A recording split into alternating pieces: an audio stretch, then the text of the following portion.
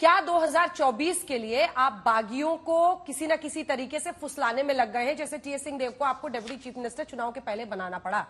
दूसरी तरफ वो कह रहे हैं कि क्या कांग्रेस पार्टी को अपने दमखम पर भरोसा नहीं है, आप दूसरी पार्टियों के सहारे हैं। आम आदमी पार्टी को लेकर आपका क्या स्टैंड है? दूसरी तरफ यूसीसी को लेकर क्या स्टैंड है? मैं इन सब बातों का जवाब दूंगी, लेकिन बात करते करते इन्होंने कहा राष्ट्रीय मुद्दों पर चर्चा होनी चाहिए। तो इनके अकॉर्डिंग भारत का एक हिस्सा अगर जल रहा है मणिपुर, पिछले 2 महीने से 130 भारतवासियों की जान चली गई है, वो राष्ट्रीय मुद्दा नहीं है, क्योंकि वो तो पूर्वोत्तर का राज्य, उसके बारे में क्या चर्चा करनी है। वो उतना ही राष्ट्रीय मुद्दा है जितना कोई और है। और नहीं, जिसको आप गिद्ध की राजनीति कहते हैं ना, वो हमारा परम कर्तव्य है, आपका भी होना चाहिए। जब 1946 में महात्मा गांधी नोआखली चले गए और वहां पर हिंसा को थामा, तो वो उनका कर्तव्य था।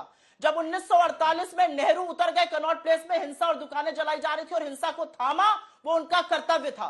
जब 1977 में बेलछी में नरसंहार हुआ और 11 दलितों की हत्या हुई, तो इंदिरा जी वहां गई और उस नरसंहार को खत्म करवाया, शांति बहाल करी, वो उनका कर्तव्य था। और 2023 में जब राहुल गांधी जी वहां गए हैं, उनका कर्तव्य है कि वो लोगों के साथ खड़े हो। आप अपना राजधर्म भूल गए, हम नहीं भूले। ये हमारे लिए उतना ही बड़ा राष्ट्रीय मुद्दा है जितना कोई और। आपने मुझसे एक सवाल पूछा अंजना जी, और उस सवाल का मैं डायरेक्ट जवाब देती हूं कि हम अपने बल पर, भाई भारतीय जनता पार्टी को घटक दल इनके लगातार छोड़ छोड़ कर जा रहे हैं, चाहे वो शिवसेना हो, चाहे वो शिरोमणि अकाली दल हो, चाहे वो जेडीयू हो, इनके पुराने सहयोगी। तो ये हमारी गलती तो नहीं है। आपको अपने गिरेबान में झांक कर देखना है कि ऐसा क्या हुआ कि आपके पुराने संगी साथी 19 घटक दलों ने एनडीए का परित्याग किया है। 1-2 नहीं, 19 लोगों ने। क्यों किया है? मुझे लगता है हिंदुस्तान की राजनीति का एक असलियत है कि आज रीजनल पार्टीज हैं, उनके वजूद को आप नकार नहीं सकते। और अगर समूचा विपक्ष खड़ा होकर आपके सामने, विपक्ष मजबूत है, खड़ा होकर आपसे सवाल पूछता है, आप बगले झांकने लगते हैं, आप खुद सदन नहीं चलने देते, अवरोध पैदा करते हैं, यह है एक समूचे विपक्ष की ताकत, तो बिल्कुल हम असलियत से भागेंगे नहीं। एक रीजनल पार्टीज का उभरना असलियत है। आप रीजनल पार्टीज को खा जाना चाहते थे, उन लोगों ने आपको धता बता दिया, आपका साथ छोड़ दिया, अब आप उसके बारे में जवाब नहीं देंगे। मुझे लगता है कि आपने जिन लोगों का नाम लिया, चाहे टीएस सिंहदेव जी हो या किसी और का, मुझे लगता है ये प्लेसमेंट्स और ये सारी चीजें तो हर पार्टी में होनी चाहिए, अच्छी बात है। हम इनकी तरह थोड़ी कहेंगे कि नरोत्तम मिश्रा और शिवराज सिंह चौहान की बोलचाल नहीं है, बीच में मत बोलिए। हम ये थोड़ी कहेंगे योगी जी के खिलाफ 200 एमएलए बैठ के प्रोटेस्ट कर रहे थे। हम ये थोड़ी कहेंगे कि पाटिल जी और रूपानी जी के समय में बातचीत नहीं थी। हम ये थोड़ी कहेंगे कि राजस्थान में एमएलए के मुंह से माइक छीन लिया जाता है क्योंकि वो दूसरे खेमे का था। अरे ठीक है, होता है, इसमें आपको एडजस्टमेंट्स करने पड़ते हैं, अच्छी बात है। मुझे लगता है भूपेश बघेल बहुत अच्छी सरकार चला रहे हैं, उनको एक टीएस सिंहदेव जैसा डेप्यूटी मिला है, और भी अच्छी बात है। हम कठपुतलियों की तरह यहां बैठकर 3-3 मुख्यमंत्री नहीं उत्तराखंड के बदल देते या गुजरात के चुनाव के पहले। हम काम करेंगे, काम के बेसिस पर उस रिपोर्ट कार्ड पर लोगों के पास जाएंगे, बरगलाएंगे नहीं, घबरवाएंगे नहीं लोगों को, लेकिन जो लोग मुश्किल में हैं उनके साथ खड़े रहने की कसम हमने खाई है। भारत हम छोड़ के रहेंगे, आप कितना भी तोड़ना चाहिए। मणिपुर पर जवाब नहीं दे पाएंगे, मणिपुर पर बगले झांकने लगेंगे, कहेंगे राष्ट्रीय मुद्दों की बात करो। मणिपुर राष्ट्रीय मुद्दा नहीं है, क्या बात करते हैं ये लोग। गौरव जी धन्यवाद। देखिए, बौखलाहट सामने आई। मैंने पहला प्रश्न पूछा कि राहुल गांधी को चेहरा क्यों नहीं बना देते, इन्होंने कोई उत्तर नहीं दिया। मैंने कहा सीटें कितनी आएंगी, हमारी तो 303 से ज्यादा आएंगी, इन्होंने कोई उत्तर नहीं दिया। तीसरा मैंने कहा यूसीसी पे अपना स्टैंड ही बता दो, अनुच्छेद 44 आप लागू नहीं कर पाए, आपकी विफलता है। जैसे अनुच्छेद 370 हटा नहीं पाए थे, मोदी जी ने हटाया, आपने उत्तर नहीं दिया। लेकिन मैं आपकी बात का उत्तर दे देता हूं। आपने कहा ना कि जब आए हैं एनडीए बना, इनके घटक दल कम हो रहे हैं। मैं 2 बातें आपको बताता हूं सुप्रिया जी। हम घटक दलों का बड़ा सम्मान करते हैं। आपको पता है बिहार में जब हमारी सरकार थी नीतीश जी के साथ, हमारी सीटें ज्यादा आई थी। ठीक है, वो पलटू राम है, पलटी मार ली, लेकिन उनको हमने मुख्यमंत्री बनाया। और इसी तरह से आपने देखा है, हमने महाराष्ट्र में भी बड़ी पार्टी थे, हम अपना हक मांग रहे थे, जो गठबंधन हुआ था वो कर रहे थे, लेकिन सम्मान दे रहे थे। चले गए, कोई बात नहीं। उद्धव ठाकरे, मैं तो आपसे ये पूछूंगा, आपकी विचारधारा पे ही तो सवाल उठाया मैंने। क्या उद्धव ठाकरे ने ये नहीं बोला कि वीर सावरकर जी का अपमान करोगे तो सहा नहीं जाएगा? और राहुल गांधी रोज अपमान करते हैं। आप गॉडसे की बात करती हैं, बाबूलाल चौरसिया मध्य प्रदेश में कमलनाथ के साथ खड़े हैं, पार्टी ज्वाइन कर लेते हैं। अगर दमखम हो, मुंह में जबान हो, तो इसका उत्तर दे दीजिए। बाबूलाल चौरसिया को पार्टी से कब निकाल रहे हैं? तीसरी बात मैं बताता हूं गौरव जी, अंजना जी, ये सवाल क्या आपने भी महबूबा मुफ्ती के साथ हाँ, सरकार बताइए। बनाई थी, तो इन सवालों का कोई मतलब होता नहीं है। जब एक कॉमन एजेंडा बनता है, आपने भी सरकार इसलिए बनाई नहीं, थी, है। सरकार बनाई थी ना आपने मैं बताता महबूबा हूं। मुफ्ती से।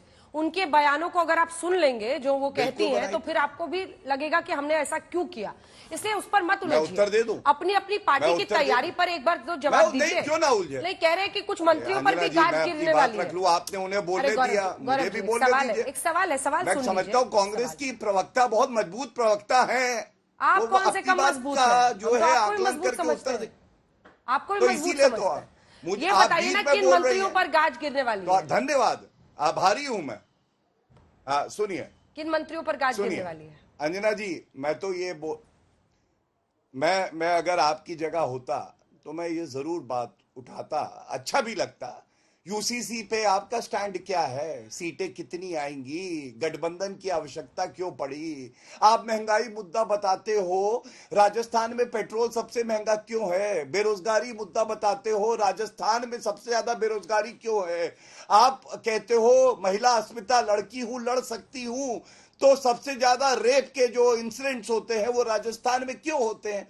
ये मजबूत सवाल अगर पूछे आप अंजना जी, और एक का उत्तर अगर आज इस शो पे मिल जाए, तो ये बड़ी उपलब्धि होगी। क्योंकि ये इधर उधर बात घुमाते हैं। अब मैं एक बड़ी बात मैं आपसे रखना सवाल चाहता हूं और उसे रखने सीखने दीजिए। आऊंगी, इनके लेकिन वो बाद में करेंगे। कैसे सवाल पूछना है वो मैं नहीं, आप आपको सीखने के लिए सीखने की आपके पास- आवश्यकता नहीं है। नहीं है, अभी कोई तो आप आवश्यकता सिखा रहे नहीं थे। है। आप अपना काम करिए, अभी तो मैं आप अपना सिखा काम रहे थे। करूं। आप बेहतरीन एंकर हैं और मैं मानता हूं मैं भी ठीक ठाक प्रवक्ता हूं अपनी पार्टी का। बिल्कुल। मैं आपको क्यों सिखाऊंगा? बीजेपी भाई, पर कुछ बताइए ना सर। आप इतनी प्रतिष्ठित एंकर हैं, मुझे क्या गौरव जी, जरूरत है सिखाने? गौरव जी, बीजेपी पर कुछ मैं आपकी बताइए ना, बात क्या तो रख चल लूं। रहा है? आप नाराज ना होइए, आज आप मुस्कुराती रहती है, अच्छा लगता है मुझे। हाँ, मुस्कुराइए।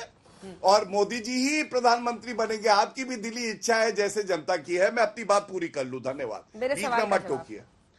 देखिए, एक सवाल ये जरूर आएगा, हाँ अंजना जी, एक सवाल ये जरूर आएगा कि भारतीय जनता पार्टी को हराने के लिए कांग्रेस पार्टी ने कैसे और जो पार्टियां हैं उनको ठगा है। लेकिन हश्र क्या हुआ है? पश्चिम बंगाल कांग्रेस के जो कार्यकर्ता हैं उनको मारा जाता है टीएमसी के कार्यकर्ता द्वारा, ये लेफ्ट के कार्यकर्ता द्वारा। ये लेफ्ट के साथ गठबंधन कर लेते हैं। अभी तो वहीं से एक पुकार आई कि केरल में और पश्चिम बंगाल में आपने गठबंधन क्यों किया हुआ है? और तब भी सीटें कितनी आई? सीटें आई वहां पे एक, और वो एक विधायक जो था वो भी छोड़ के चला गया। दूसरा, उत्तर प्रदेश में टूटी साइकिल पे जाके बैठे थे। 2017 का चुनाव याद करिए। जो इन्होंने गठबंधन बनाया उसका असर जमीन पे उतरा या नहीं उतरा, ये सवाल तो पूछा जाएगा। आज सपा और कांग्रेस साथ साथ तो है नहीं। इनकी सीटें आई 7, 404 सीटों वाली विधानसभा में।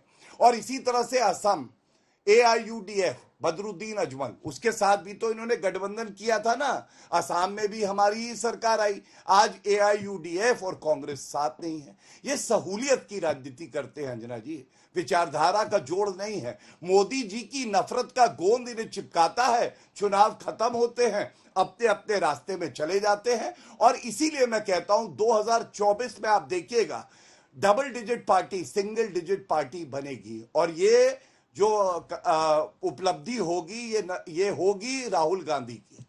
डबल डिजिट पार्टी को सिंगल डिजिट पार्टी बनाएंगे राहुल गांधी, कांग्रेस पार्टी। अंजना जी